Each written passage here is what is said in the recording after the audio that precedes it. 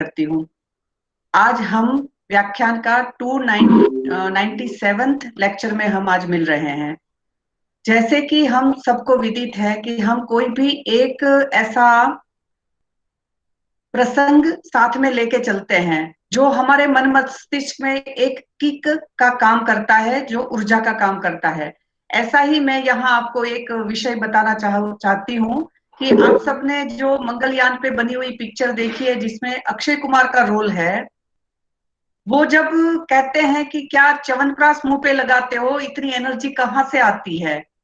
तो आप देखिए कि कहीं ना कहीं डॉक्टर का भी पेशेंट्स की जिंदगी में ऐसा ही एक रोल आता है, जहां हमें कैसी भी कंडीशन लगे, हमें एक बार उसका सत्वा वजह का बहुत अच्छा प्रयत्न करना चाहिए, और हम सभी करते भी है। और आगे भी मैं अपने सारे स्टूडेंट्स को जो यहाँ अभी ज्वाइन किए हैं उन सबको भी बताना चाहती हूँ कि हमें जो सत्वा वजह के माध्यम से, एक मन की पॉजिटिविटी के माध्यम से एक रिजल्ट के लिए जो कोशिश करनी चाहिए, वो हमेशा कि क्या मुंह पे च्यवनप्राश लगाते हो सारी दुनिया जानती है, और वो बुढ़े व्यक्ति भी जो भी थे किरदार में वो भी जानते ही थे कि मुंह पे च्यवनप्राश लगाने से कोई वो एनर्जी नहीं आती कि मंगलयान तक पहुंच जाए।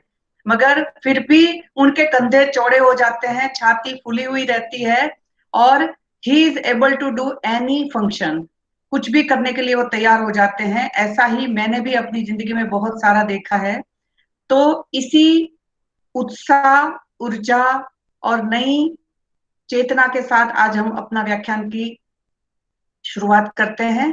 प्रथम व्याख्यान के लिए मैं वैद्य विरल भाई शाह को आमंत्रित करती हूँ।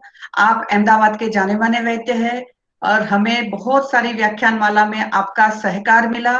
आप हमेशा एक द्रव्य को लेके हमें बहुत अच्छी अच्छी जानकारियों से अवगत कराते हैं, और मैं समझती हूँ कि सारे ही स्टूडेंट्स इसी डेप्थ से बहुत सारे द्रव्य पढ़ते भी होंगे, और आपके द्वारा दी गई द्रव्य की जानकारी को भी अपनी चिकित्सा में उसका उपयोग करते होंगे। वैद्य विरल भाई शाह।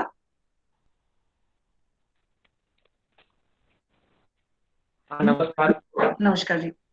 नमस्कार जी सभी अध्यापक विद्यार्थी मित्रों, बलदेव जी को मेरा नमस्कार। आज उत्तर भाद्र और शुक्रवार है।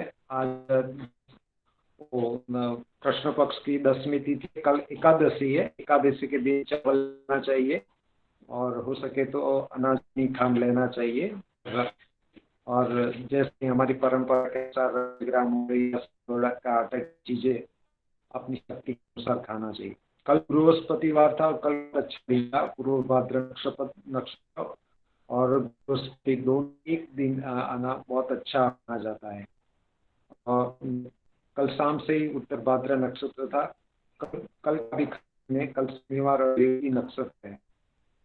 पिछले शुक्रवार को मैंने दिशा के बारे में बताया कि दिशा द्रव्य है, उसके अंदर भी गुण और कर्म स्थित है। तो दिशा ये कोविड-19 के जो पैंडेमिक चल रहा है और जिस तरह की बीमारियां चल रही है, तो इसमें भी ये दिशाओं का ज्ञान होना बहुत आवश्यक है। पिछले शुक्रवार को मैंने बताया था कि हमारा जो है उसका एंट्रेंस, हमारा जो क्लिनिक बना है एंट्रेंस कैसा होना चाहिए। जैसे खास तौर पे पूर्व दिशा का एंट्रेंस हो तो बहुत अच्छा, उत्तर दिशा का भी अच्छा माना जाता है, पश्चिम दिशा का भी अच्छा माना जाता है, पूर्व दिशा बहुत अच्छा माना जाता है। और एंट्रेंस होता है रोड से के लेवल से थोड़ा ऊपर होना चाहिए और उनका स्लोप ऊपर की हो तो अच्छा होना चाहिए। ईशान कोने के बारे में भी बताया था कि ईशान बहुत पवित्र होना चाहिए, उसमें गणेश जी और शिव की स्थापना करनी चाहिए हमारे घर में और उनको बहुत पवित्र रखना चाहिए। ईशान कोने में टॉयलेट नहीं होना चाहिए, बाथरूम नहीं होना चाहिए, स्पेसिंग नहीं होना चाहिए, वहाँ पे बुक चंबल के कबाड़ नहीं होने चाहिए, और वहाँ पे गंदगी निकालने जगह नहीं होनी चाहिए, उसको बहुत पवित्र रखना चाहिए। मैंने बहुत ऑब्जर्व किया है इतने सालों में कि जिन लोगों का ईशान कोण पवित्र नहीं रहता है, वहाँ पे जहाँ पे टॉयलेट होता है और ऐसी अपवित्र जगह रहती है, उस जगह अभी अपवित्र चीजें रहती है, तो उनको लंबी होने की संभावना रहती है, मेजर डिसीज होने की संभावना रहती है। देखिए दिशा के इसलिए भी आवश्यक है कि हम लोग बहुत मेहनत करते हैं। हम 12वीं कक्षा में भी बहुत मेहनत करते हैं और मार्क्स लाकर में बीच में जाते हैं। ग्रेजुएशन में भी हम बहुत मेहनत करते हैं, पोस्ट ग्रेजुएशन में भी बहुत मेहनत करते हैं। हम अपने प्रैक्टिस स्टार्ट करते हैं, क्लिनिक करते हैं, भी हम बहुत मेहनत से दवाई बनाते हैं, डायग्नोसिस करते हैं, अलग अलग प्रकार के इंस्ट्रूमेंट लाते हैं और जितना हो सके पेशेंट को चेक करने की कोशिश करते हैं। लेकिन एक चीज भी पेशेंट को भी परहेज करने बोलते, पेशेंट भी कुछ कोऑपरेट करता है, लेकिन पेशेंट ऐसे माहौल में रहता है जहाँ उसको कॉस्मिक एनर्जी, जैसे अहमदाबाद, सूरत, मुंबई और दिल्ली और भारत के ज़्यादा शहरों की बात करें तो शहरों में बहुत सारे कंजेस्टेड एरिया है और लोगों ने ऐसे अपार्टमेंट की रखी होती है कि वहाँ कम जगह पर ज़्यादा से ज़्यादा मकान बन जाए। मान लो 10 ब्लॉक का एक ऐसा अपार्टमेंट की स्कीम है, तो वहाँ पे एक के बाद एक लगातार मकान रहे के ब्लॉक, तो पाँचवा छठा सातवां का जो ब्लॉक है वहाँ ऑब्स्ट्रक्शन होते हैं और विरल भाई क्षमा करिए, थोड़ा सा आवाज में है ना ब्रेक आ रहा है, जिससे उसको समझने में थोड़ी असुविधा हो रही है। कुछ एडजस्ट करेंगे आप? हाँ हाँ, पिछली बार तो मुझे ही हो रहा था, आज शायद सभी जगह पे हो रहा है, तो थोड़ा सा देखिए कुछ हो सके तो। ओके जी जी। इन सब में बहुत सारे listed area આવે તો હવે સંભળાય છે? આજે છેલ્લે બોલ્યા એ તો સંભળાય છે, પહેલાનું છે ને જે ભણવાનું બતાવો છો એ સરખી રીતે નથી समझाતું। अच्छा अच्छा जी ओके साરું। तो इन लोगों ने ऐसे की होती है, कम जगह में ज़्यादा से ज़्यादा मकान बन जाते हैं। ब्लॉक के अपार्टमेंट की स्कीम होती है तो वहाँ एक के बाद एक लगातार ऐसे होते हैं। तो चौथा पांचवा छठा सातवां नंबर के बीच में जो बीच के ब्लॉक होते हैं वो स्ट्रक्चर आवृत हो जाते हैं। वहाँ पर पॉजिटिव एनर्जी, कॉस्मिक एनर्जी नहीं मिलती। उनके बीच में उनके बीच में यदि चार पांच फ्लोर के मकान होते तो हर एक फ्लोर के एंट्रीज हर मकान के वो भी बुरी तरह से आवृत हो जाते हैं। तो ऐसे मकानों में सूर्य प्रकाश की किरण नहीं आती और ऐसी पॉजिटिव एनर्जी नहीं आती है। अब सूर्योदय के समय सूर्य की किरणें हमारे घर आनी चाहिए, घर में नहीं तो टेरेस पर भी तो आनी चाहिए। प्रातःकाल सूर्योदय लाल रंग के होते हैं, उनके दर्शन से उस समय चढ़ाने से बहुत फायदा रहता है। तो सूर्यदेव को जब जल चढ़ाते हैं तो पास में तुलसी का पौधा रख उसमें नहीं पड़ता और उनको सूर्य का सौल को चढ़ाते हैं। सूर्यदेव लाल हो तो अच्छा है, सूर्यदेव पीता हो जाते हैं सुबह 8 बजे के बाद 9 बजे 10 बजे पीता हो जाता है, तो सुबह जब लाल होते हैं तो बहुत अच्छा होता है। विद्यार्थी मित्रों, हमारे वेदों में शास्त्रों में सूर्यदेव की पूजा का बहुत महत्व है। तो हमारा मकान अच्छा होगा और हमारे मकान में अच्छी तरह सूर्य की किरणें आती होंगी, हमको सूर्य का दर्शन होते हैं, तो हमारे लिए बहुत अच्छी बात है। सूर्यदेव की पूजा का हमारे वेदों में बहुत महत्व है। लेकिन सूर्यदेव की पूजा का बहुत फायदा उठाना हो तो प्रातःकाल जल्दी उठना चाहिए, जल्दी स्नान करना चाहिए। और जल्दी जल्दी स्नान करने का भी अलग अलग प्रकार का बताया गया है। जैसे सुबह 3 से 4 के बीच स्नान ब्रह्म स्नान कहा जाता है। ब्रह्म करने वाले महान योगी पुरुष इस समय में स्नान करते हैं। सुबह 4 के 5 के बीच स्नान होता है, ऋषि स्नान होता है, हमारे ऋषि मुनि स्नान करते हैं। हमारे 5 के बीच 6 बजे के बीच जो स्नान होता है वो देव स्नान कहा जाता है। और इसी तरह सुबह सूर्योदय के समय जो स्नान किया जाता है मानव स्नान किया जाता है। लेकिन सुबह जल्दी उठकर स्नान करना हो उसकी जगह नहीं अच्छी चाहिए और अंदर सिस्टम अच्छा होना चाहिए, तभी हम जल्दी सुबह उठ सकते हैं। अदरवाइज सुबह जल्दी उठना वो इतना इजी नहीं होता है। सुबह सूर्य के बाद जो स्नान किया जाता है उसको रात्रि स्नान कहते हैं। और बिल्कुल पक्की बात है कि जो सुबह जल्दी उठकर स्नान करते हैं, सूर्य को पानी चढ़ाते हैं, ये आदत रखते हैं, उनको कुदरती फायदे बहुत मिलते हैं। जो देर से उठते हैं, देर से स्नान करते हैं और उनकी काफी ये योग्यताएं सिद्धि सफलता काम आती है। निराशा में जा रहे कई बच्चे आजकल देखे हैं कि सुबह 12 बजे 12 बजे स्नान करते हैं, कई बच्चे तो दोपहर 1 बजे स्नान करते हैं, एक दिन छोड़कर तीसरे दिन स्नान करने वाले कई बच्चे होते हैं।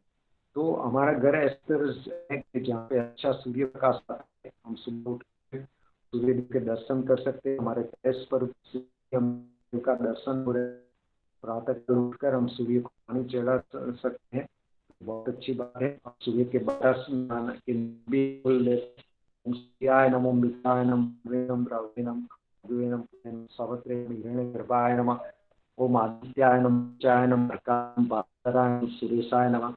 और सूर्यदेव का जब बोलते हैं ओम श्री सूर्याय नमः। और आदित्य स्त्रोत का वह आदित्य स्त्रोत में आता है कि नाम इस तरह से बोलना चाहिए कि प्रथम नाम आदित्य, द्वितीय नाम दिवाकर, तृतीय नाम भास्कर, चतुर्थ नाम प्रखर, पंचम नाम सहस्रांशु, षष्ठ नाम त्रिलोचनम, सप्तम नाम हरिदवसु, अष्टम नाम द्विवासु, नवम इंद्र, दशम नाम द्वादशम, एकादशम नाम त्रिमूर्ति, द्वादशम सूर्यमेव। आजकल अपार्टमेंट मकान में सूर्य प्रकाश आता नहीं है। चालियाँ हमारी जो कंजेस्टेड स्ट्रीट्स होती है वहाँ पर अच्छी सूर्य की किरणें नहीं आती, वहाँ पे ऑक्सीजन नहीं मिलती, तो वहाँ पर tuberculosis, respiratory disease, major disease होने की संभावना। चलो आपके क्लिनिक में 10 पेशेंट आ रहे हैं, जिन लोगों में सूर्य प्रकाश जो जगह जहाँ पे सूर्य प्रकाश अच्छा आ रहा है, अच्छी हवा आ रही है, उनको हीलिंग होने की ज़्यादा अच्छी हीलिंग होने की संभावना रहती है। और जो लोग कंजेस्टेड जगह पर रहते हैं, एक कमरे में 3-4 लोग रहते हैं, तो वहाँ पे रिजल्ट कम आने की संभावना। वक्त के अंदर भी कंजेस्टेड नहीं होना चाहिए, बहुत सामान नहीं होना चाहिए, स्पेस होना चाहिए, ज़्यादा कुर्सी, टेबल, सोफा, पलंग, घर के अंदर बहुत चीज़ें नहीं होना चाहिए। कंपाउंड वाला मकान हो तो उसमें भी कंजेस्टेड नहीं होना चाहिए, अति से सामान नहीं होना चाहिए। कंपाउंड के ईशान कोने में भी नाली गटर नहीं होना चाहिए, बर्तन की जगह नहीं होनी चाहिए।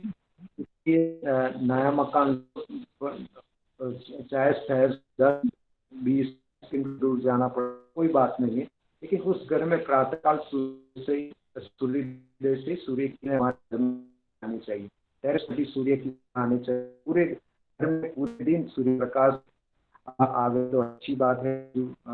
आजू बाजू बड़े स्ट्रक्चर्स नहीं होने चाहिए और अच्छी हवा आनी चाहिए, हमें पॉजिटिव एनर्जी मिले।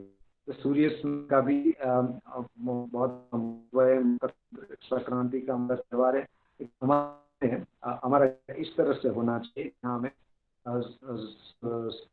का सूर्योदय का दर्शन हो और टेरेस पर से भी सूर्य का दर्शन हो। मकर संक्रांति का त्यौहार भी सूर्य से रिलेटेड है। हर एक पेशेंट को पूछना चाहिए वो एक दिन में 24 घंटे किसी एसी बंद कमरे में कितने रहते हैं, वो 6 घंटे, 8 घंटे, 10 घंटे, 12 घंटे, 20 घंटे तक बंद कमरे में एसी में रहते हैं। और ये भी पूछना चाहिए कितनी देर सूर्य प्रकाश में रहते, 3 घंटे, 4 घंटे, 2 घंटे, आधा घंटे, 20 मिनट या 10 मिनट या बिल्कुल नहीं रहते। डायबिटीज करने आते हो, हाइपरटेंशन की दवा करने आते हो, स्ट्रेस की दवाई करने आते हो, इंश्योरेंस की दवाई करने आते हो, और उस बड़े व्याधियों की इलाज करने आते हो, लेकिन आप कितने टाइम पर सूर्य प्रकाश में रहते हैं। हमारे मजदूर लोग कितने हमारे भी इतनी सूर्य प्रकाश रहते हैं, तो इस तरह से बड़ी बड़ी बीमारियों की संभावना बहुत कम रहती है। हमारी ऑफिस, वर्कप्लेस, दुकान ऐसी जगह पर, ऐसी पोजीशन पर होती है जहाँ पे कॉस्टली एनर्जी नहीं होती है। जो लोग ऐसी कंजेस्टेड अपार्टमेंट में रहते हैं, काम करते हैं, सुबह शाम 1 घंटे के बीच में या सूर्य प्रकाश है, अच्छी हवा है, ऐसी जगह में टाइम स्पेंड करने की कोशिश करना चाहिए। मान मकान में रहते हैं 10 साल से 30 साल से 40 साल से हम एक मकान में रह रहे हैं और आपके मकान में अच्छे सूर्य प्रकाश आ रहा है, अच्छी हवा आ रही है, लेकिन अचानक एक ऐसी घड़ी जिससे आपके घर में सूर्य प्रकाश आता है या बिल्कुल बंद होता है, हवा आना रुक जाता है, बिल्कुल बंद हो जाता है, तो आप म्युनिसिपल कॉर्पोरेशन ऑफिसर को, टाउन प्लानिंग जो टाउन प्लानिंग ऑफिसर उसको कंप्लेन कर सकते हैं। आजकल तो माननीय प्रधानमंत्री की पीजी पोर्टल की व्यवस्था उस पर भी कंप्लेन करके को कर सकते हैं। तो इस तरह से डीसी में सुशासन और भी बहुत सारी चीजें हैं जिसका बहुत सालों से ऑब्जर्वेशन लिया है। आगे कुछ नहीं बात करेंगे आज के लिए, बस किसी को भी पूछना है, किसी का और भी कोई ऑब्जर्वेशन हो तो मुझे जरूर बताइए। धन्यवाद।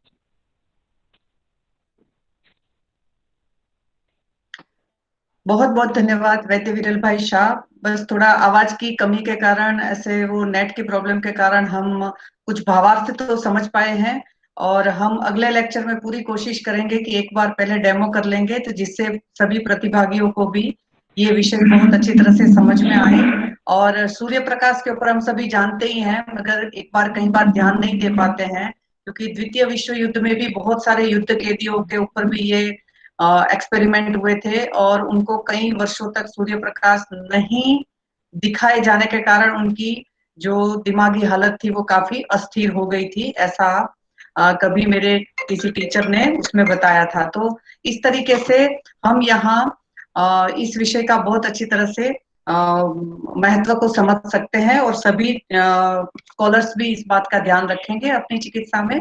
बहुत बहुत धन्यवाद वैद्य विरल भाई शाह। अब हमारे नेक्स्ट स्पीकर डॉक्टर भरत भाई पढ़ार का मैं आप सभी से परिचय करवाना चाहूंगी। बहुत सारे तो राष्ट्रीय आयुर्वेद संस्थान के ही विद्यार्थी जुड़े हुए हैं, पीजी और यूजी के सभी विद्यार्थी, तो इनको तो पता ही है, मगर उसके बावजूद भी मैं और सभी से भी परिचय करवाना चाहूंगी कि वैद्य भरत भाई पढ़ार वो व्यक्ति है कि जब मैं किसी भी स्टूडेंट्स को कहती थी कि तुम विश्व आयुर्वेद परिषद की व्याख्यान माला में क्यों नहीं आते हो, तो वो बच्चा चाहे कोई भी हो सकता था, मुझे उसका नाम भी नहीं पता होता था कई बार, तो कहते पढ़ार सर को बुलाइए फिर आ जाऊंगा। तो मुझे बहुत अच्छा लगा था कि पढ़ार सर विद्यार्थियों के अंदर, पीजी में तो है ही, मगर यूजी के विद्यार्थियों में भी जो पढ़ने की ललक लगाने के लिए, उनको प्रेरित करने के लिए आपका राष्ट्रीय आयुर्वेद संस्थान में आने के बाद बहुत अच्छा आपका योगदान रहा है। तो मैं आपका एक संक्षिप्त परिचय सभी के सामने रखना चाहूंगी। वर्तमान में आप पीजी डिपार्टमेंट ऑफ काय चिकित्सा राष्ट्रीय आयुर्वेद संस्थान में लेक्चरर के पद पर कार्यरत है। आपने जामनगर से काय चिकित्सा में एमडी और पीएचडी किया है। आपका टीचिंग एक्सपीरियंस 4 इयर्स का है, क्लिनिकल एक्सपीरियंस 9 इयर्स, और आपने एक बुक भी पुस्तक भी लिखी है। आपके 15 से ज्यादा रिसर्च आर्टिकल नेशनल और इंटरनेशनल जर्नल्स में पब्लिश हुए हैं। आपने 10 से ज्यादा सीएमई और आरओटीपी में पार्टिसिपेशन किया है। आपने बहुत सारे नेशनल इंटरनेशनल सेमिनार्स में भी आपने शिरकत की है, बहुत सारे आयुर्वेदिक कैंप्स और रिसर्च प्रोजेक्ट्स भी आपके अभी रन कर रहे हैं। और इसमें सबसे ज्यादा मैं एक विशेष बात बताना चाहूंगी कि जहां भी राष्ट्रीय आयुर्वेद संस्थान में नेक की कमेटी या दूसरी कोई कमेटी बनती है, तो इसमें कि अच्छा भाई एक व्यक्ति ऐसा चाहिए कि जो सारे प्रॉब्लम सुलझा दे, वो डॉक्टर भरत भाई पढ़ार है। ये उनको एक बार रख देते हैं तो ठीक है भाई ये संभाल लेंगे। तो ऐसे बहुत अच्छे टीचर, बहुत अच्छे चिकित्सक का मैं आज विश्व आयुर्वेद परिषद के इस मंच पर बहुत बहुत हार्दिक स्वागत करती हूँ। Over to you doctor Padhar. बहुत बहुत मेरी आवाज आ रही है?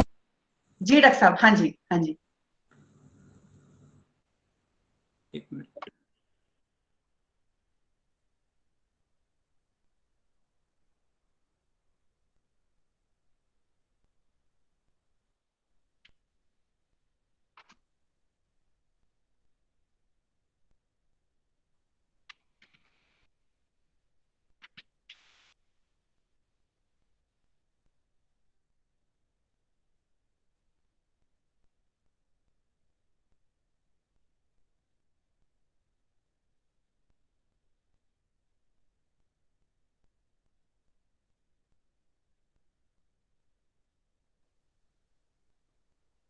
जी डॉक्टर साहब, स्क्रीन जी हाँ हाँ जी, स्क्रीन शेयर हो गई डॉक्टर साहब। जी डॉक्टर साहब। ओके, मेरी आवाज क्लियर है? हाँ जी हाँ जी डॉक्टर साहब, बिल्कुल क्लियर है। धन्यवाद। ओके। सभी को नमस्कार। आज के इस व्याख्यान में उपस्थित श्री कृष्णा आयुष विश्वविद्यालय के परम आदरणीय कुलपति महोदय प्रोफेसर बलदेव कुमार धीमान सर, अहमदाबाद से पधारे हुए विरल शाह जी, हमारे इस कार्यक्रम के संयोजक डॉक्टर हेतल दवे मैम, हमारे एनआईए के शिक्षक डॉक्टर भुवनेश सर, और मेरे पीजी के और पीएचडी के बहुत ही अच्छे मित्र और अभी जो सीसीआरएस में रिसर्च ऑफिसर है डॉक्टर राघवेंद्र नायक जी, हमारे एनआईए के काई चिकित्सा के भूतपूर्व स्कॉलर डॉक्टर सगुप्ता यहाँ पे उपस्थित है, वो भी कोई एक कॉलेज में असिस्टेंट प्रोफेसर हैं, और सभी उपस्थित हमारे छात्र बंधु। साथियों, आज का हमारा विषय है emergency Ayurveda management of dyspnoea with special reference to श्वास रोग। हम सभी जानते हैं कि आजकल बाबा रामदेव जी का एक निवेदन, जिन्होंने पूरे आयुर्वेद जगत और एलोपैथी जगत में एक बड़ा तहलका मचा दिया, और इसके बाद लगभग 15 दिन से हम देख रहे हैं कि आयुर्वेद वर्सेस एलोपैथी की बहुत बड़ी डिबेट, हर बार आपको टेलीविजन पे आयुर्वेद वर्सेस एलोपैथी की डिबेट देखने मिलती है, और मैं बहुत सारी ये डिबेट सुनता रहता हूँ। तो डिबेट का एक जो सार निकलता है, इस सार में यही बात आती है कि एलोपैथी के जो डॉक्टर्स है वो आयुर्वेद को भी अब धीरे धीरे स्वीकार करने लगे हैं। आयुर्वेद डॉक्टर्स भी एलोपैथी को तो स्वीकार करते ही थे और ज़्यादा भी स्वीकार करने लगे, लेकिन जो मेन बात निकल के आ रही है वो है कि एलोपैथी वो इमरजेंसी के लिए है, और बाकी सब जो कॉमन कंडीशन है इसमें आयुर्वेद का उपयोग करना चाहिए। जनमानस में भी यही है कि आयुर्वेद में एलोपैथी की तरह इमरजेंसी ट्रीटमेंट इतनी अच्छी नहीं है। तो हम लोगों को कहीं ना कहीं ऐसा लगता है कि हमारा इमरजेंसी मैनेजमेंट पार्ट है कहीं ना कहीं वीक है। नो डाउट हम बाकी सभी डिसीज में बहुत ही अच्छा काम कर रहे हैं, और जो भी हमारा स्ट्रॉन्ग पार्ट है इसको हमें और स्ट्रॉन्ग करना है, इसको और सुदृढ़ करना है, लेकिन जो हमारी वीकनेस है इस वीकनेस को हमें इम्प्रूव करना है। ऐसा नहीं है कि हम आजीवन यही कहते रहे कि आयुर्वेद में इमरजेंसी मैनेजमेंट नहीं है। नो डाउट पहले बहुत सारी ऐसी कंडीशन थी जिसको आयुर्वेद से इमरजेंसी स्थिति को मैनेज किया जाता था, लेकिन कुछ समय की वजह से इस प्रथा में बाधा आई, और जो आयुर्वेद की इमरजेंसी ट्रीटमेंट थी वो कहीं ना कहीं थोड़ी सी लुप्त हो गई, लेकिन हमें इसको रिवाइव करने की जरूरत है। तो सबसे पहले हम देखते हैं कि इमरजेंसी है क्या। इमरजेंसी का मतलब होता है कि prevention, diagnosis and management of acute and urgent aspect of illness. जो भी स्थिति एक्यूट हो, अर्जेंट हो, इसका डायग्नोसिस करना, इसको मैनेज करना, और हो सके तो इसको प्रिवेंट कर लेना। यदि आप इसको प्रिवेंट नहीं करते हो तो वो लाइफ थ्रेटनिंग हो जाती है। या तो 1 मिनट, स्क्रीन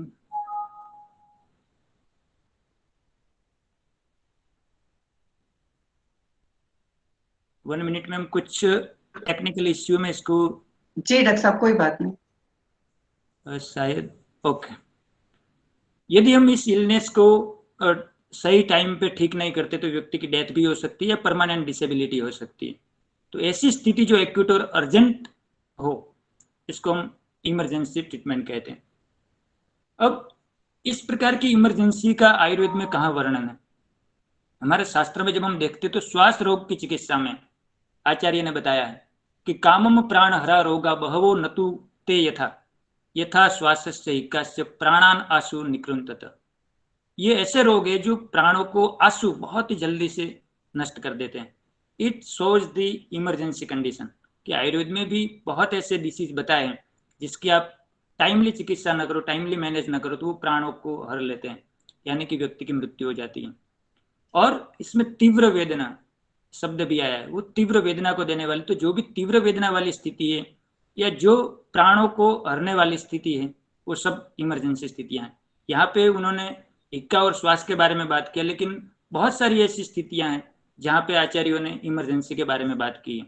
तो जब आयुर्वेद में इमरजेंसी रोगों की अवस्था के बारे में बात की तो इसकी चिकित्सा के बारे में भी आयुर्वेद में इसका वर्णन मिलता है, लेकिन यत्र यत्र बिखरा हुआ, यत्र तत्र बिखरा हुआ है। इन सबको हमें एक प्लेटफॉर्म पे लाके इसको समझना है। थियोरेटिकल एस्पेक्ट तो पहला ठीक करना है, इसके बाद हमारे पास जैसे जैसे इमरजेंसी आती जाए इस इमरजेंसी को हमें कॉन्फिडेंस से हैंडल करना है, और जैसे जैसे हम हैंडल करते जाएंगे वैसे वैसे कुछ नया सीखेंगे, कुछ नए अनुभव होंगे, और टेक्नोलॉजी को साथ में जुड़ते हुए जैसे मॉडर्न साइंस ने इमरजेंसी मैनेजमेंट में टेक्नोलॉजी का सहारा लिया है, इस प्रकार हम भी टेक्नोलॉजी का साथ लेते हुए आयुर्वेद की इमरजेंसी को डेवलप कर सकते हैं। और हमारे लिए जो बहुत कलंक की बात है, लोग हर बार यही बोलते हैं कि आयुर्वेदिक डॉक्टर सिर्फ सामान्य डिसीज को ठीक कर सकते हैं, इमरजेंसी में नहीं कर सकते। इस कलंक को हमें मिटाना है और आयुर्वेद को हर एक स्थिति में एक सर्वश्रेष्ठ चिकित्सा के रूप में प्रस्थापित करना है। अब कौन सी ऐसी स्थितियां हैं कि जो मेडिकल इमरजेंसी जानी जाती है। जैसे कि American academy of family physician ने बताया है कि अस्थमा अटैक से, सीजर से, एनाफाइलेक्सिक शॉक है, कार्डियक अरेस्ट है और हाइपोग्लाइसेमिया, ये बहुत मोस्टली कॉमन मिलने वाली इमरजेंसी कंडीशन। और भी बहुत कंडीशन है मेडिकल इमरजेंसी वाले, लेकिन ये मोस्ट कॉमनली पाई जाती है। अब हम आयुर्वेद में देखें तो ये इमरजेंसी का स्वरूप क्या होता है। जितनी भी आत्ययिक स्थितियां होती हैं वो सब या तो उपद्रव के रूप में होती है, बलवान उपद्रव के रूप में, या वो अरिष्ट लक्षण के रूप में होती है, या वो सन्निपात रोग के स्वरूप में होती है, या आशुकारी निदान की वजह से होने वाले दारुण व्याधि के स्वरूप में होती है, या सर्वलक्षण संपन्न व्याधि के स्वरूप में होती है, या अत्यंत बलक से और दोषों का अधिक प्रकोप।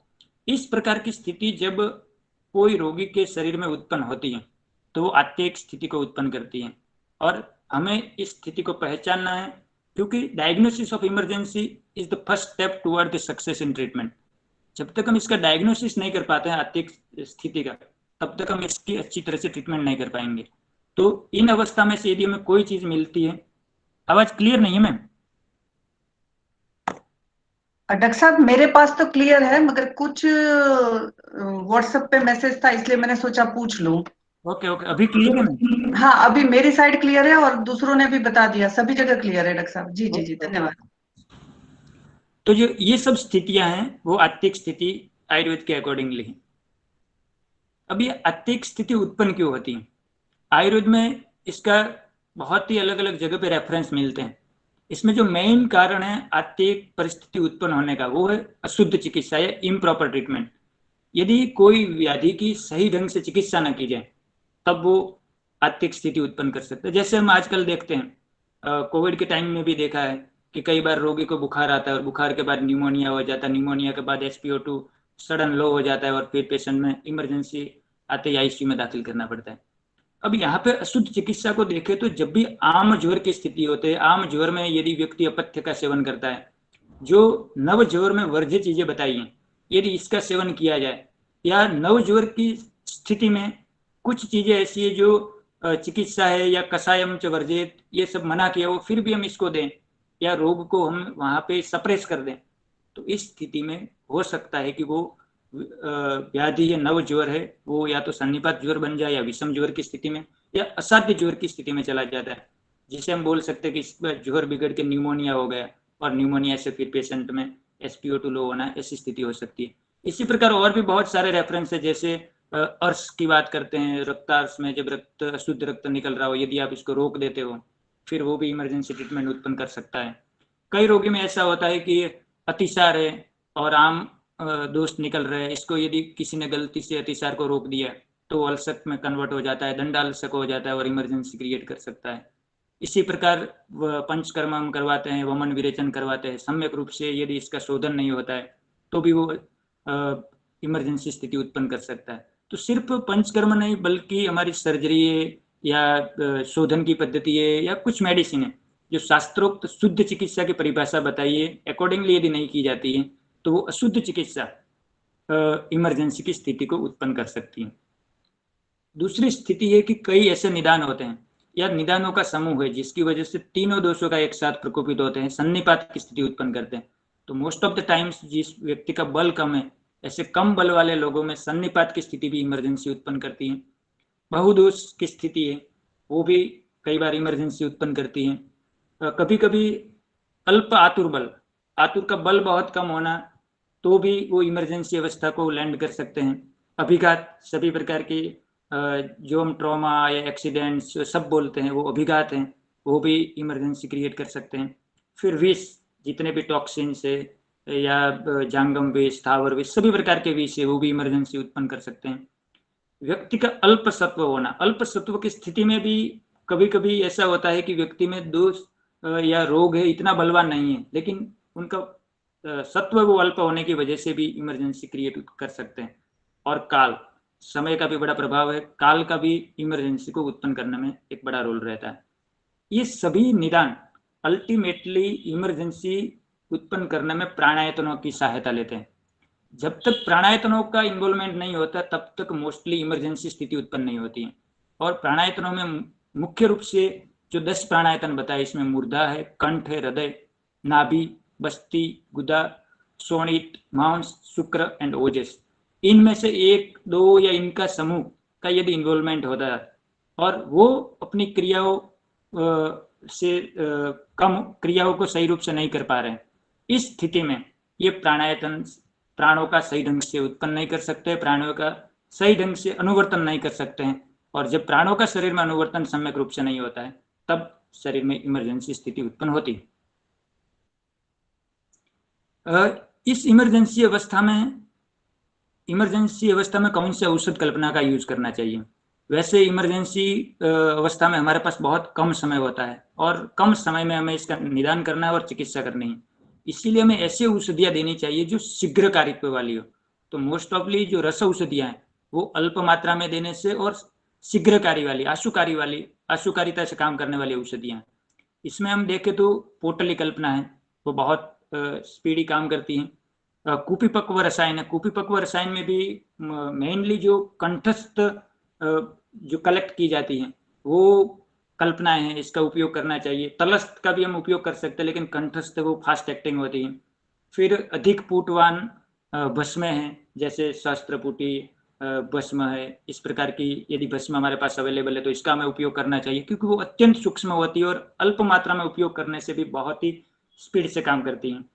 फिर विष द्रव्यों से युक्त कोई योग है, इसका भी हम उपयोग कर सकते हैं, क्योंकि विष भी अपना विकासी और आशुकारी गुण से स्पीड से काम करता है। जब हम आशावरिष्ठ की हर्बल मेडिसिन की बात करते तो इसका बनाया हुआ आशावरिष्ठ जो वो भी एक स्पीडी काम करने वाली औषध कल्पना है। फिर अर्क कल्पना का उपयोग करना चाहिए।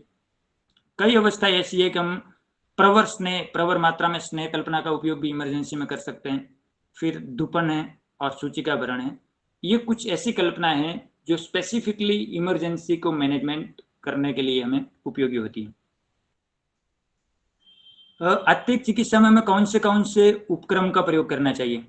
खास करके अंजन, नस्य, अभ्यंग, स्वेदन, वमन में जो सद्य वमन है वो, क्योंकि हम यहाँ पे जो पंचकर्म में हम करवाते हैं स्नेहन स्वेदन वाला वो वमन है, लेकिन सद्य वमन, सद्य विरेचन, रक्त मोक्षण, बंधन और अग्निकर्म, ये कुछ ऐसे उपक्रम हैं जो उपक्रम को हम आत्तिक चिकित्सा में आसानी से उपयोग करके रोगी को आरोग्य प्राप्त करवा सकते हैं।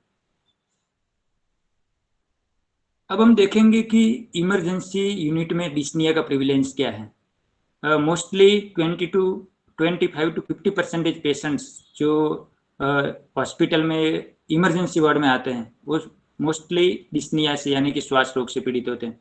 इसीलिए हमारे पास यह इमरजेंसी में आने वाले रोगियों में मैक्सिमम रोगी, आधे रोगी है वो श्वास की बीमारी वाले रोगी हो सकते हैं। और इसीलिए हम आज श्वास रोग का आयुर्वेदिक इमरजेंसी मैनेजमेंट के बारे में देखेंगे। आधुनिक साइंस में जो डिस्निया के कुछ कॉजेज बताया है, इसमें सिंगल और मल्टीपल ऑर्गन सिस्टम अस्थमा बताया है। फिर कार्डियोजेनिक पल्मोनरी एडिमा है इसका एक कारण। दूसरा chronic obstructive pulmonary disease COPD भी इसका एक कारण है। न्यूमोनिया है, कार्डियक इस्चेमिया और इंटरस्टिशियल लंग डिसीज, ये भी डिस्निया का एक कॉज है। आयुर्वेद में हम डिस्निया की बात करें तो वो श्वास रोग के साथ हम इसको कंपेयर कर सकते हैं। आयुर्वेद में बताया कि बहुत सारे ऐसे रोग हैं कि जो व्यक्ति के प्राणों को हर सकते हैं, लेकिन श्वास और हिक्का ये ऐसे रोग है कि यदि इसको तुरंत ठीक नहीं किया जाए तो व्यक्ति के प्राणों को जल्दी से नष्ट कर देते हैं। और इसीलिए आचार्य चरक ने भी कहा है कि जब भी आपके पास श्वास के मरीज आते हैं तो इसको आपको तुरंत हैंडल करना चाहिए। यदि आप इसको तुरंत सारवार नहीं करते हो तो जैसे आग है वो एक सूखे घास को जला देती है, इस प्रकार ये इमरजेंसी कंडीशन ऑफ डिस्निया है या श्वास रोग की एक आत्तिक स्थिति है, वो रोगी के प्राणों को हर लेती है।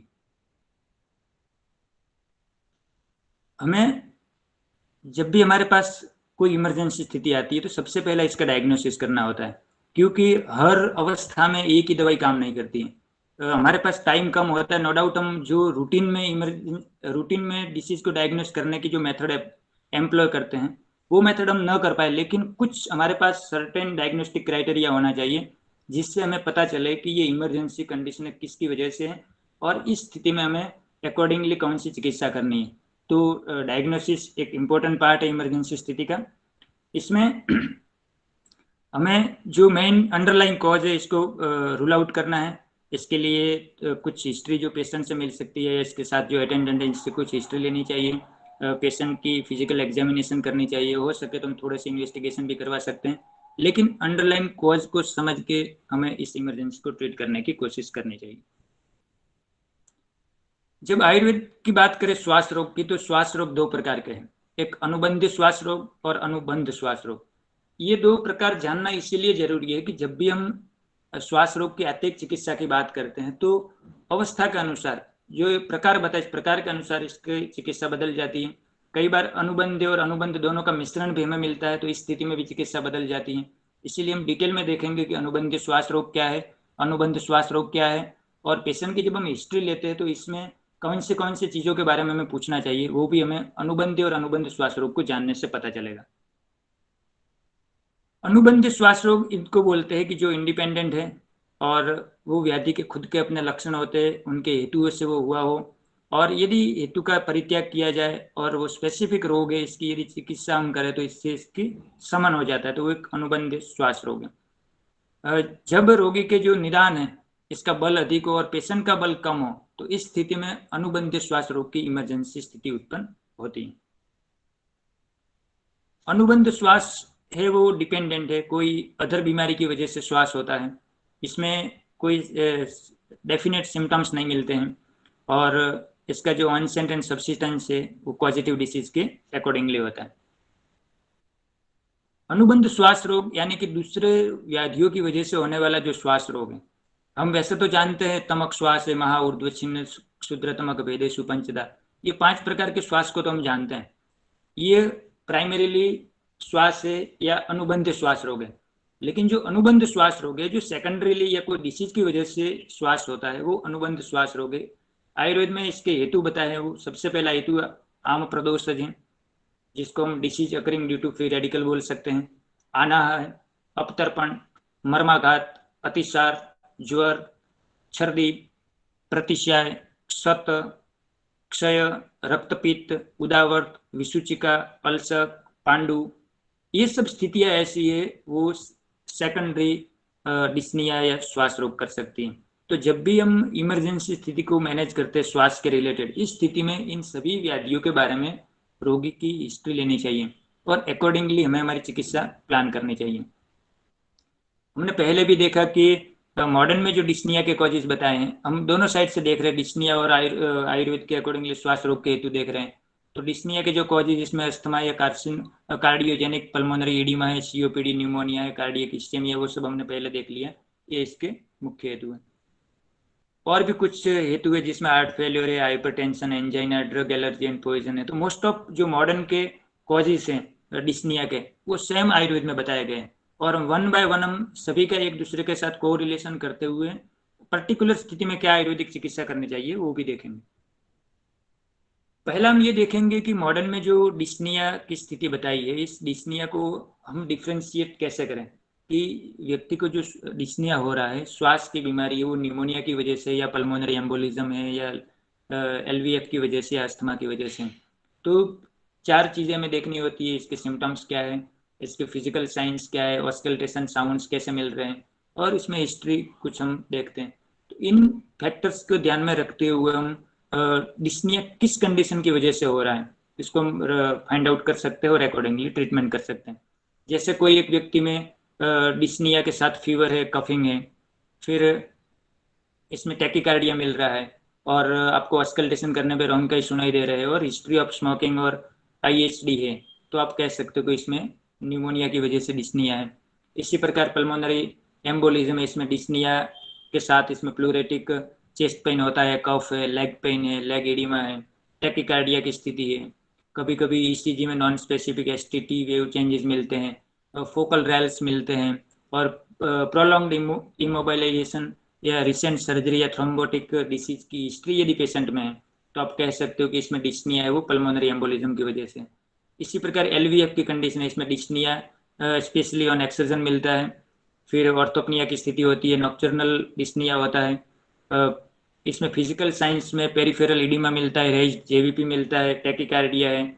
ऑस्कल्टेशन में आपको राल्स मिलेगा, हार्ट मर्मर्स मिलेगा, रोंकाई मिलेगा और आईएचडी और हाइपरटेंशन की हिस्ट्री मिलती है तो डिस्निया एलवीएफ की वजह से हो सकता है। और अस्थमा की वजह से जो डिस्निया की कंडीशन है, इसमें डिस्निया के साथ कफ और पेशेंट कुछ सेंटेंस बोलने के लिए अनेबल या सशक्त नहीं होता है। इसमें वीजिंग साउंड्स मिलते हैं, टैकिपनिया की स्थिति होती है, टैकीकार्डिया, पल्सेस पैराडॉक्सिस होता है, हाइपर रेजोनेंट चेस्ट होती है। ऑस्कल्टेशन में आपको डिक्रीज्ड और एब्सेंट ब्रीथिंग साउंड कभी कभी सीवियर स्थिति में मिलते हैं। और प्रीवियस अस्थमा की हिस्ट्री आपको मिलती है, recent sharp increase in inhaler का यूज की हिस्ट्री मिलती है, एलर्जन के एक्सपोजर की हिस्ट्री मिलती है, तब समझना चाहिए कि ये ब्रोंकियल अस्थमा की वजह से डिस्निया है। तो बहुत सारी कंडीशन हो सकती है जो डिस्निया को उत्पन्न कर सकती है, हमें इसको रूल आउट करके अकॉर्डिंगली इसको ट्रीट करना है। अब हम आयुर्वेद के बारे में बात करें तो आयुर्वेद में सबसे पहले देखेंगे अनुबंधीय श्वास रोग। अनुबंधीय श्वास रोग यानी कि स्वतंत्र श्वास रोग। जो 5 प्रकार के श्वास रोग बताए हैं वो स्वतंत्र है, वो अपने निदानों से होते हैं और श्वास रोग का जो चिकित्सा सिद्धांत बताया है वही चिकित्सा सिद्धांत को अप्लाई करने से वो ठीक होते हैं। तो ये कंडीशन मेनली अभिसंधि, विदाई, विष्टम्भी, गुरु, स्निग्ध, शीत आहार, रज, धूम, आतप इत्यादि के सेवन से होती है और जिससे वात और कफ दोष प्रकोपित होते हैं। वात और कफ प्रकोपित होने से मेनली जो विकृत कफ है वो वायु का ऑब्स्ट्रक्शन करता है और जब वायु का ऑब्स्ट्रक्शन होता है तो और वो प्रकोपित होता है। प्रतिलोम वायु है वो शिरो ग्रीवा को ग्रहण करते हुए प्रतिशय उत्पन्न करता है और जो हमारे लंग्स है इसमें वो सिक्रेशन को बढ़ाता है। सिक्रेशन बढ़ने से इसका और ऑब्स्ट्रक्शन होता है और ऑब्स्ट्रक्शन होने से फिर वायु का मार्ग अवरुद्ध होता है और इस प्रकार एक श्वास रोग की विशेष साइकिल शुरू होती है। जो 5 प्रकार के बताए हैं ये मेनली प्राइमरीली श्वास रोग की बात करते हैं। महाश्वास है वो टर्मिनल डिस्निया कह सकते हैं हम इसको। ऊर्ध्व श्वास है वो एक्सपायरेटरी डिस्निया है। छिन्न श्वास है वो चेन स्ट्रोक रेस्पिरेशन है। तमक श्वास ब्रोंकियल अस्थमा की स्थिति है। संतमक श्वास है वो कार्डियक अस्थमा है, जबकि प्रथमक श्वास है वो फेब्राइल डिस्निया है। इसमें जो महाश्वास, ऊर्ध्व श्वास और छिन्न श्वास है वो इनक्योरेबल है। ये मोस्टली ऐसी स्थितियां हैं वो टर्मिनल फेज में किसी व्याधि के में रूप में भी मिलती है और स्वतंत्र रूप से भी टर्मिनल फेज में मिलती है और इसको हम ट्रीट नहीं कर सकते हैं। क्षुद्र श्वास है, इसमें बहुत ज़्यादा मेडिसिन की जरूरत नहीं होती, वो अपने आप ठीक होने वाली या बहुत अल्प उपायों से ठीक होने वाली व्याधि है। जबकि तमक श्वास एक ऐसी स्थिति वो ब्रोंकियल अस्थमा के साथ हम कंपेयर कर सकते हैं, वो व्याप्य है और रोगी को हम ठीक भी कर सकते हैं। यदि रोगी बलवान है और नया व्याधि है तो इसको हम क्योर भी कर सकते हैं। डिस्निया की पैथोफिजियोलॉजी क्या है? तो dyspnoea results when stimulus like hypoxia या एसिडोसिस और हाइपरकार्बिया या decreased compliance of airway resistance है। इस स्थिति में हमारे शरीर में डिस्निया की स्थिति उत्पन्न होती है। तमक श्वास यानी कि हमने जो प्राइमरी श्वास रोग की बात की या अनुबंध श्वास रोग की बात की, इसमें जो ट्रीटमेंट के योग्य है वो सिर्फ तमक श्वास है। क्षुद्र श्वास में इतनी चिकित्सा की जरूरत नहीं होती और वो कभी इमरजेंसी स्थिति उत्पन्न भी नहीं करता है। लेकिन तमक श्वास है, इसमें हमें बहुत ध्यान रखना होता है क्योंकि ये स्थिति ऐसी है, इसमें मेनली प्रतिलोम वायु है वो प्रतिलोम वायु श्लेष्मा का उदीरण करता है और अधिक मात्रा में श्लेष्मा का उदीरण होने की वजह से वो श्लेष्मा वायु का फिर से आवरण करता है, वायु का मार्ग को अवरुद्ध करता है। वायु का मार्ग अवरुद्ध होने की वजह से प्राण व स्रोत से जो प्राण शरीर में पहुंचना चाहिए वो प्राण नहीं पहुंच सकता है और इसकी वजह से इमरजेंसी स्थिति उत्पन्न होती है। तमक श्वास के जो लक्षण है वो हम सभी को पता है। इसमें रोगी कई बार फेंट्स मूर्छा में भी चला जाता है, इसमें बार बार खांसी आती है और थोड़ा सा कफ निकलने पे इसको आराम मिलता है, व्यक्ति मोशनलेस बन जाता है, कॉन्स्टेंटली कफिंग भी रहती है और एक्सपेक्टोरेशन मोस्टली नहीं होता, इनेबल होता है पेशेंट।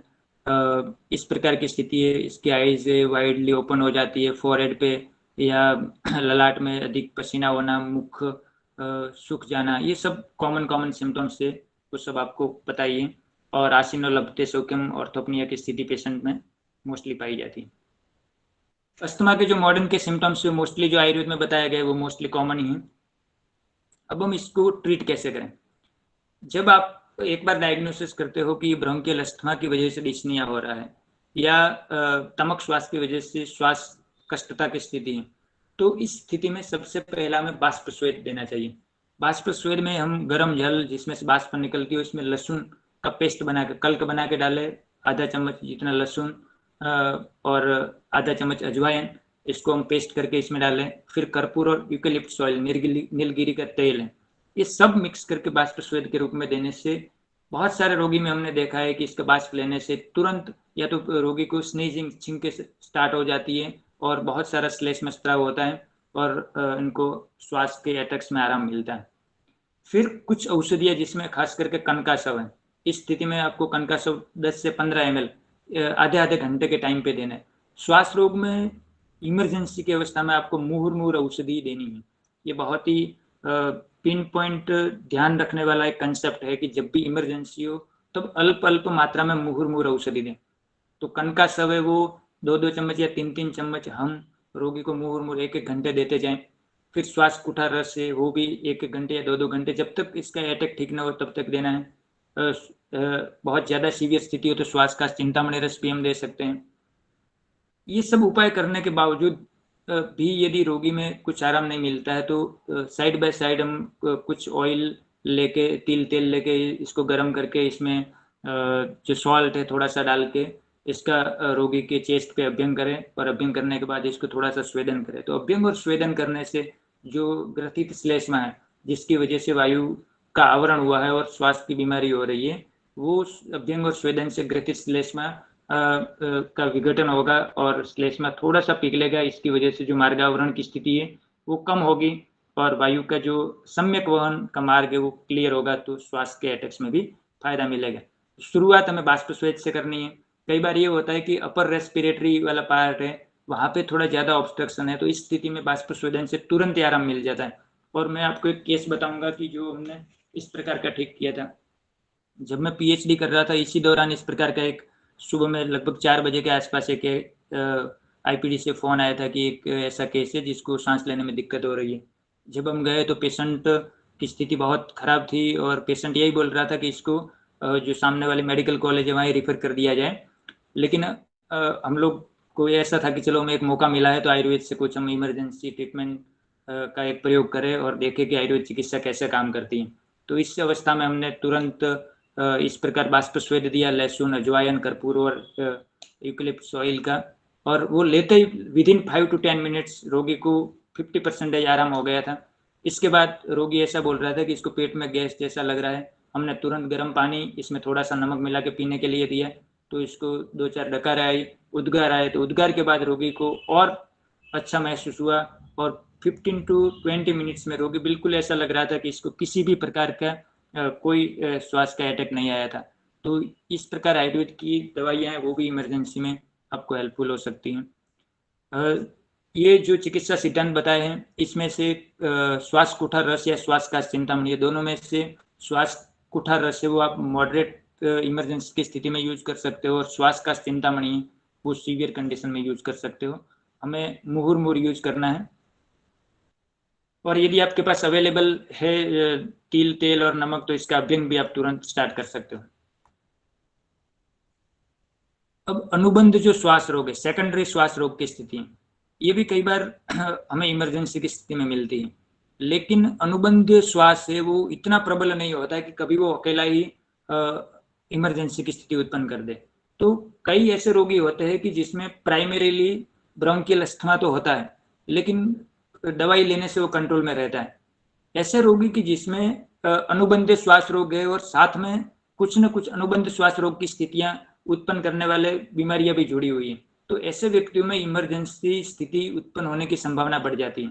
और जब अनुबंध और अनुबंध दोनों का संयोग हो जाता है तब रोगी में बहुत ही तीव्रता से इमरजेंसी की स्थिति उत्पन्न होती है और इस टाइम पे मैनेजमेंट करने में हमें दोनों को ध्यान में रखना पड़ता है, अनुबंध और अनुबंधी दोनों को ध्यान में रखते हुए चिकित्सा करनी पड़ती है। तो हम 1 by 1 देखेंगे कि अनुबंध श्वास रोग को हम कैसे ट्रीट करेंगे। सबसे पहला जो अनुबंध श्वास रोग है वो ज्वर जन्य श्वास रोग है। जैसे ज्वर से किसी में इमरजेंसी स्थिति उत्पन्न हो या इसमें ब्रेथलेसनेस उत्पन्न हो, ऐसा पहले हम बहुत केस देखे नहीं थे और हम लोगों को भी ऐसा लगता था कि भाई ज्वर में इस प्रकार की स्थिति कैसे उत्पन्न हो सकती है। लेकिन कोविड-19 के टाइम में हम सब लोगों ने देखा है कि रोगी को बुखार आता है और फिर SpO2 लो हो जाता है, सांस की दिक्कत होने लगती है और कई लोग ICU में गए और कई लोगों को अपने प्राण भी न्योछावर कर दिए लोगों ने। तो इस प्रकार हमने देखा है कि ज्वर जन्य श्वास रोग कैसे उत्पन्न होता है और ये सेकेंडरी यानी कि अनुबंध श्वास रोग की स्थिति है। इस स्थिति में हमें ब्रोंकियल अस्थमा की चिकित्सा करने से इतना लाभ नहीं मिलेगा, क्योंकि यहाँ पे जो श्वास रोग की बीमारी है वो ज्वर की वजह से है। तो हमें कुछ ऐसे औषधियाँ देनी पड़ेगी जो ज्वर को ठीक कर रही हो, क्योंकि प्राइमरीली कॉज है श्वास का वो ज्वर है। तो इस स्थिति में हमें त्रिभुवन कीर्ति रस है या त्रैलोक्य चिंतामणि रस है, कफ कुटार रस है और स्वर्ण युक्त लक्ष्मी विलास रस है, श्वास कुठार है, पिपल्यासव है। इन औषधियों का उपयोग हमें ज्वर जन्य श्वास रोग में करना चाहिए और जिसको हम इस स्थिति को मॉडर्न में जो डिस्निया ड्यू टू न्यूमोनिया बताया इसके साथ कंपेयर कर सकते हैं। देखिए हमारे जैसे सामने ही है, कैंसर पेशेंट है।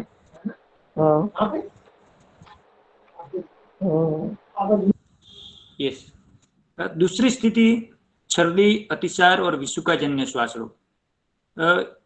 ऐसा भी बताया गया है हमारे शास्त्रों में कि छर्दी, अतिसार या विषुचिका हो जाने की वजह से भी रोगी में तीव्रता युक्त श्वास रोग उत्पन्न हो सकता है, जिसको हम मॉडर्न मेडिसिन में जो बताया है, वेस्टर्न मेडिकल साइंस में बताया कि hypovolaemic shock and electrolyte imbalance से होने वाला डिस्निया है। इसके साथ कंपैरिजन कर सकते हैं।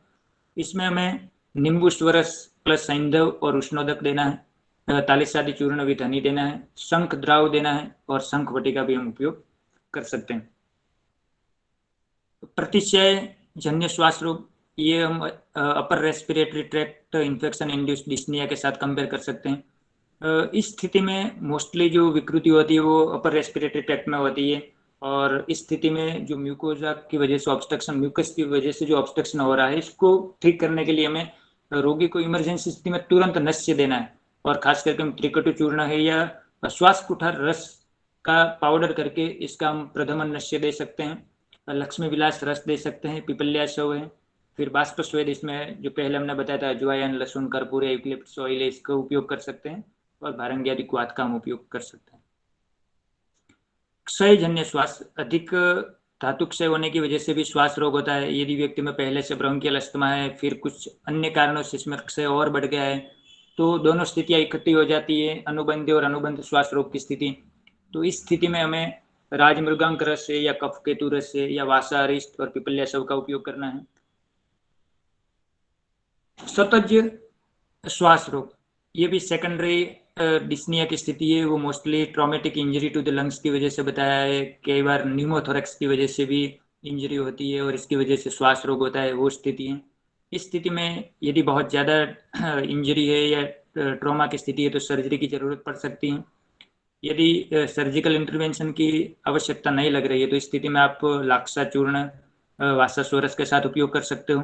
लाक्सादी गुगलू ल्यूकवार्म वाटर के साथ है, बोल परपटी है, एलादीवटी है, इसका उपयोग हम इस इमरजेंसी स्थिति में कर सकते हैं। रक्तपित्त से भी श्वास रोग होता है, जिसको हम dyspnoea due to haemorrhagic condition बोल सकते हैं।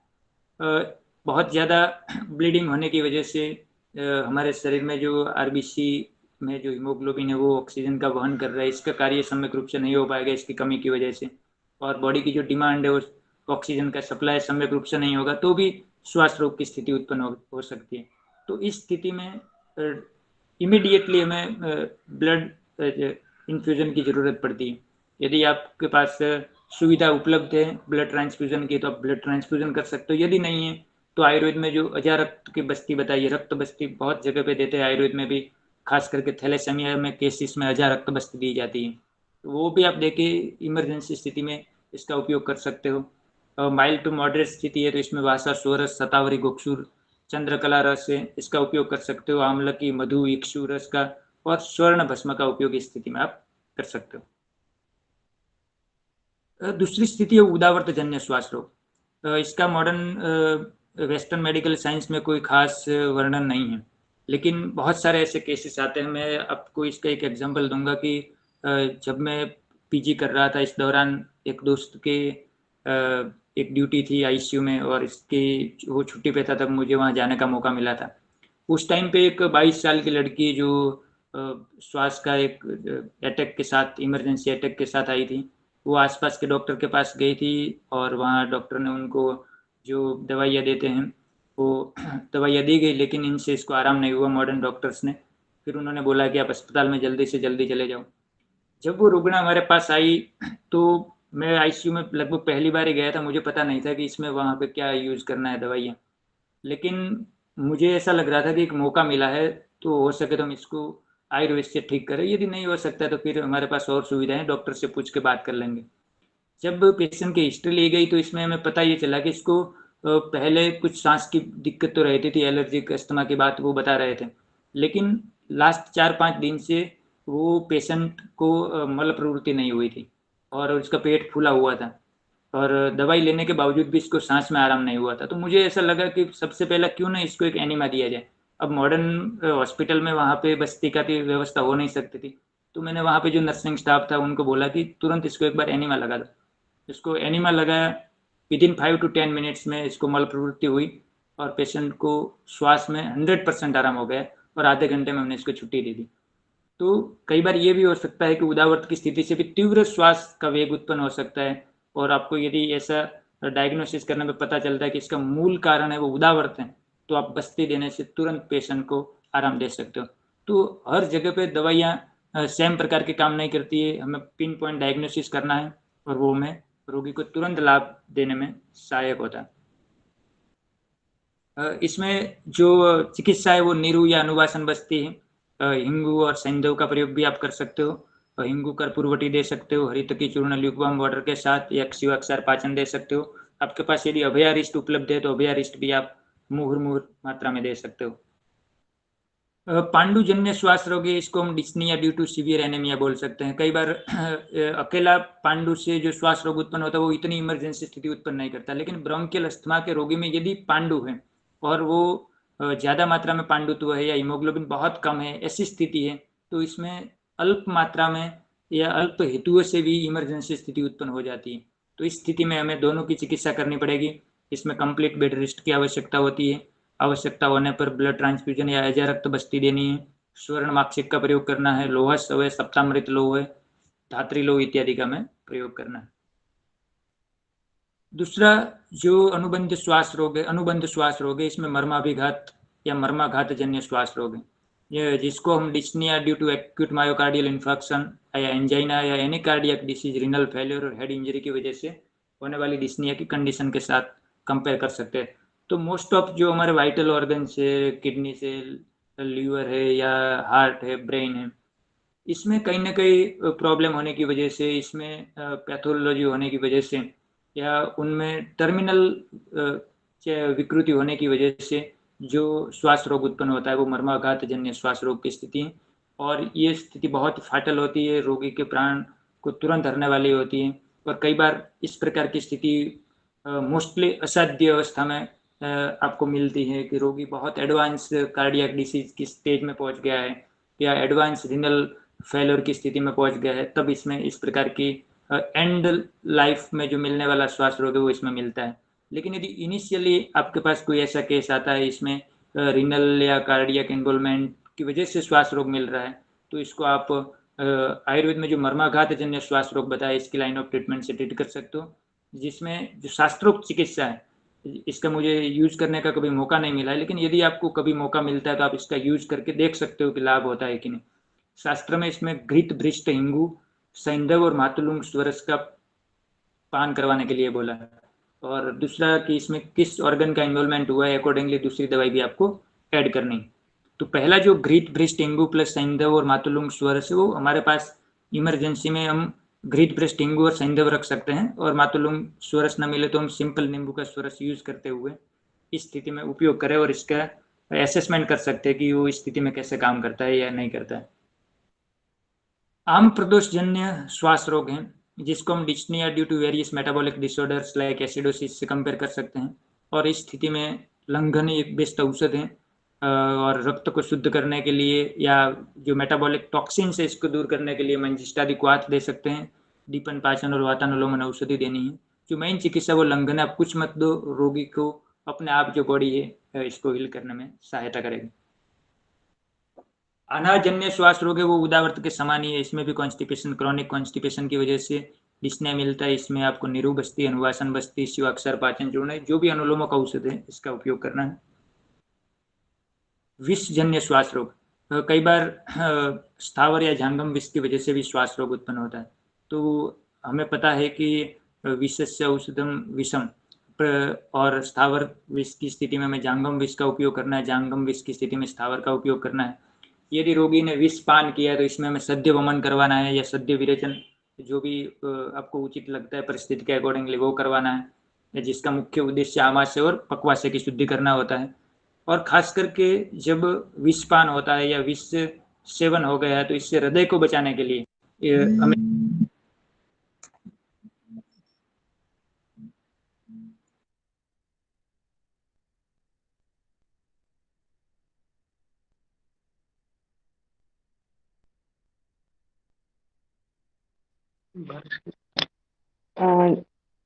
डॉक्टर भरत आपका म्यूट हो गया है। एक्चुअली कॉल आ गया था इसलिए म्यूट कर दिया था। Okay okay okay, sorry. तो जो विषजन्य स्थिति है इसमें विष की वजह से हृदय को जो नुकसान हो रहा है, इस हृदय को बचाने के लिए हमें स्वर्ण योग का उपयोग करना होता है। यदि आपके पास स्वर्ण भस्म अवेलेबल है तो तुरंत रोगी को सद्य वमन या विरेचन करवाने के बाद हम स्वर्ण योग दे सकते हैं। और जो भी स्पेसिफिक विष की हिस्ट्री मिलती है अकॉर्डिंगली में विषनाशक चिकित्सा करनी है और बिल्वादी गुटिका इत्यादि का हम विषजन्य श्वास रोग में उपयोग कर सकते हैं। जो पल्मोनरी एम्बोलिज्म की वजह से डिस्निया होता है इसको हम आमदोषजन्य श्वास रोग बोल सकते हैं। इस स्थिति में हमें लहसुन स्वरस या लहसुन सिद्ध तेल मिल जाए तो, क्योंकि तेल दोनों काम कर सकता है, एम्बोलिज्म में तेल का खुद का अपना रोल है और लहसुन का भी है। तो जितनी मात्रा रोगी का अग्निबल है या मैक्सिमम 50 से 60 ml की मात्रा में रोगी को तुरंत लहसुन स्वरस या लहसुन सिद्ध तेल दे सकते हैं। और कई लोग मैंने देखे हैं कि जो पक्षाघात की स्थिति में तेल पान करवाते हैं और इसमें अच्छे परिणाम मिल रहे हैं। तो कई लोग इसमें लहसुन सिद्ध तेल का भी पान करवाते हैं, तो वो हम यूज़ कर सकते हैं। संजीवनी वटी है या शंखवटी है, लहसुनादि वटी है, मंजिष्ठादि क्वाथ, कनकासव, वासाउल है, इसका उपयोग हम स्थिति में इमरजेंसी में कर सकते हैं। अब कुछ स्थिति ऐसी होती है डिस्निया की जो इनक्योरेबल है, और इमरजेंसी हैंडल करने का मतलब यही है कि हमें इनक्योरेबल स्थिति को भी पहचानना है।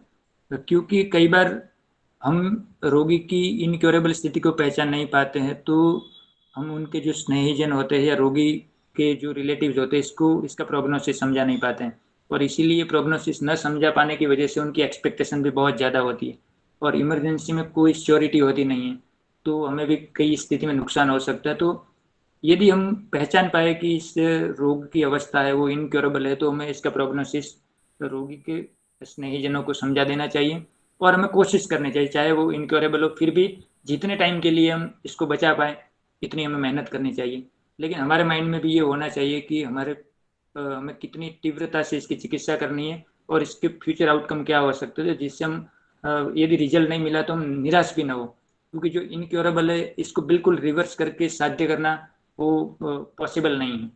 तो हम भी खुद निराश न हो, हमें भी शास्त्र के प्रति श्रद्धा कम न हो जाए, इसलिए इनक्योरेबल स्थिति को जानते हुए चिकित्सा करना है और इससे जो भी परिणाम आए इसके लिए हमें तैयार भी रहना है। तो कई बार एक्सपायरेटरी जो मूवमेंट वायु की वो बहुत ज़्यादा बढ़ गई हो या ऑब्स्ट्रक्टेड रेस्पिरेशन हो जिसमें loss of sense of knowledge और अंडरस्टैंडिंग आपको मिलती हो, रोगी ये बहुत लाउडली जोर से ब्रीदिंग करता हो, जैसे वो इंटॉक्सिकेटेड बुल की तरह इसमें से बहुत ज़्यादा तीव्रता से आवाज़ आती हो सांस की, रोगी की आंखें वो रेस्टलेस हो जाए, डिस्टोर्टेड फेस हो जाए, रोगी के यूरिन और मूत्र और पूरी से इसका ऑब्स्ट्रक्शन हो जाता है, या इंटेंसली हरीड वॉइस मिलता हो जिसमें आप दूर से भी रोगी के ब्रीथिंग की वॉइस को सुन पा रहे हो, रोगी मरणासन स्थिति में पहुंच जाए या इसमें आपको मरणासन व्यक्ति में जो मिलने वाले लक्षण है वो मिलने लगे, प्रोलॉन्ग्ड एक्सपिरेशन मिले और डिमिनिश्ड इंस्पिरेशन की स्थिति हो, रोगी का माउथ एंड इंस्पिरेटरी सिस्टम है वो कफ या म्यूकस से बहुत ऑब्स्ट्रक्ट हो जाए, अवरुद्धित हो जाए, रोगी की आंखें वो अपवर्ड टर्निंग हो जाए, ऊपर की ओर चढ़ गई ऐसा दिखने मिले, विजिल कोमा की स्थिति पेशेंट में मिले, या फेंटिंग की स्थिति हो, रेस्टलेसनेस की स्थिति हो, डेल्यूजन है, एक्सेसिव ड्राइनेस ऑफ माउथ है, रोगी का ब्रीथिंग या तो बिल्कुल कम हो जाए, या तो इसमें अल्ट्रेशन मिलने लगे, इसके जो वाइटल ऑर्गन से हृदय इत्यादि में, सिर में सीवियर पेन हो, आंखों में से अश्रुस्राव अधिक हो, बॉडी में अधिक साइनोसिस की स्थिति हो, डेलेरियम हो, इनकी आंखें वो अंदर चली जाए, या आंख में से रेडनेस हो, इस प्रकार की स्थिति हो, या अनकॉन्शियसनेस की स्थिति हो, इस स्थिति में हमें समझना चाहिए कि ये श्वास रोग है वो असाध्य स्थिति में। तो thank you so much for patience listening, and if you have any question we can discuss on it. Thank you. Thank you so much doctor Bharat Padar sir.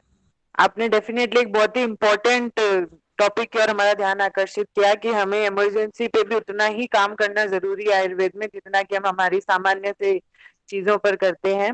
और इस कोविड-19 के टाइम में जैसा कि हम सोशल मीडिया पे देख भी रहे हैं कि बहुत से आयुर्वेदिक डॉक्टर्स हैं जिन्होंने ऐसे पेशेंट्स को भी आयुर्वेदिक मेडिसिन दे के भी ठीक किया है जिनका SpO2 मेंटेन नहीं हो रहा था। तो डेफिनेटली में करने के लिए हमारे बहुत ही चैलेंजिंग है अभी भी हमारे पास करने के लिए। Thank you so much sir. आपने शास्त्रीय रेफरेंसेस तो कवर किए ही, साथ आपने अपने प्रैक्टिकल एक्सपीरियंस से जो केस शेयर किए वो भी डेफिनेटली हमारे लिए बहुत ही उत्साहवर्धक थे। अब कोई क्वेरी, वैसे चैट बॉक्स में तो कोई क्वेरी नहीं है, लेकिन अगर किसी स्टूडेंट को कोई क्वेरी करनी है तो वो अपना माइक्रोफोन ऑन करके पूछ सकते हैं। नमस्ते सर।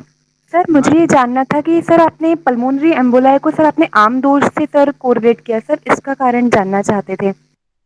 यस, देखो हमारे शरीर में जो एम्बोलाई जैसी स्थिति बनती है वो एक्चुअली नेचुरल जो बॉडी की मैकेनिज्म है इसका कोई पार्ट नहीं है।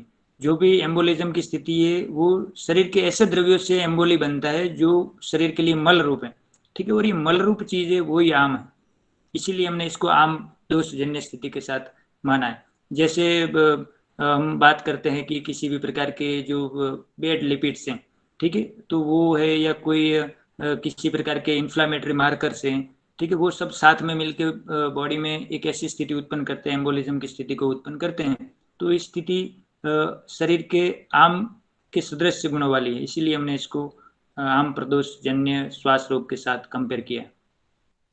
Okay sir. और सर ये आपने निरूह बस्ती और अनुवासन बस्ती बताई सर उदावर्त जन्य श्वास रोग में, सर इसके लिए सर कौन सी सर निरूह बस्ती sir use, sir content sir पूछना चाह रहे थे ये।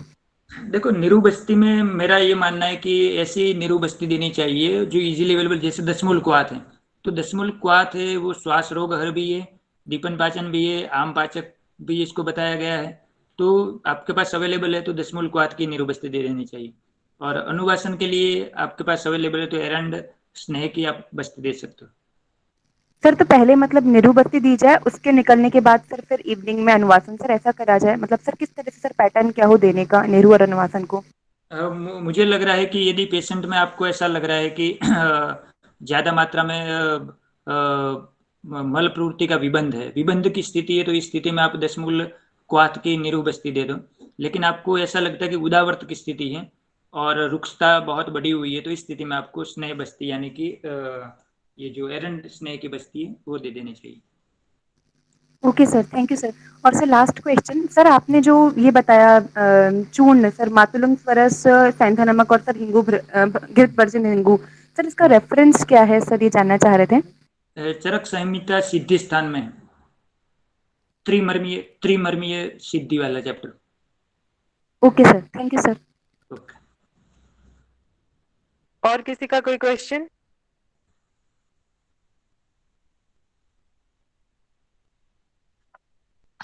हेलो जी नमस्कार सर। जी नमस्कार। सर तमकेतु विरेचनम कहा हुआ है, तो विरेचन हम के लिए कौन सा स्नेह पान करवाएंगे सर हम इस पेशेंट में हम? देखो तमकेतु विरेचन बोला गया है वो इसका कुछ मीनिंग ऐसा है कि वो आवश्यक चिकित्सा के संदर्भ में बात की है। इसमें जो पूरा श्लोक आप पढ़ोगे तो इसमें जो बात की है कि काशी ने सर्दरम दद्यात, स्वर भंगे तु बुद्धिमान, वात श्लेष्म हरे यूतम तम केतु विरेचनम। यहाँ पे जो आचार्य बात करते हैं वो आवश्यक चिकित्सा की बात करते हैं कि जब तमक श्वास के रोगी में स्वर भंग है और काश है, कफज काश की स्थिति है, तो इस स्थिति में आपको सर्दन वमन करवा देना है। और यदि इसमें तमक है, तमस का मतलब आंख के आगे अंधेरे आ जाना है, वो स्थिति है, तो इस स्थिति में तमस की स्थिति में आपको पित्त प्रधानता समझते हुए इसमें विरेचन करवाना है। तो वो इसका जो तंत्र युक्ति से आप अर्थ निकालते हो और आवश्यक चिकित्सा के संदर्भ में ये बात की हुई है। बाकी स्पेसिफिकली जब आप ओवरऑल रोगी को ठीक करने की बात करते हो तो इसमें दोष के अकॉर्डिंगली आपको वमन या विरेचन वो सब करवाना पड़ेगा। लेकिन ये पर्टिकुलर जो तमक विरेचन आप बोल रहे हो वो तमस की स्थिति में, तमक श्वास के रोगी में जब तमस की स्थिति हो तब ये करवाना है, सभी में आवश्यकता नहीं। Okay, thank you sir. और किसी का कोई क्वेश्चन है तो ले सकते हैं। नमस्ते सर। जी बोलिए प्रीति। सर रक्त मोक्षण का भी कोई रोल हो सकता है क्या श्वास रोग में? रक्त मोक्षण का रोल कुछ कंडीशन में हो सकता है जैसे कि विषजन्य स्थिति हो, तो विषजन्य स्थिति में मुझे लग रहा है कि आपका रक्त मोक्षण का कुछ रोल हो सकता है। लेकिन बहुत सारी ऐसी स्थितियां हैं जिसमें रक्त मोक्षण का इतना खास रोल नहीं, लेकिन डेफिनेटली विषजन्य स्थिति यदि हो तो इसमें आप रक्त मोक्षण का उपयोग कर सकते हो। Thank you sir. और खास करके झांगम विष की स्थिति में। जी sir, thank you sir. Next question लेना है और किसी का कोई क्वेश्चन?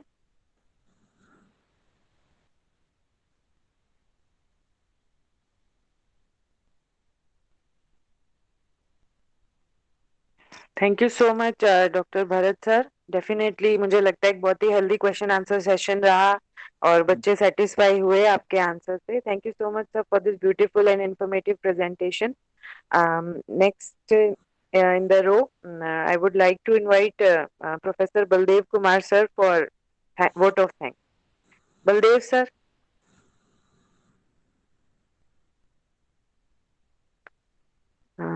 Baldev sir.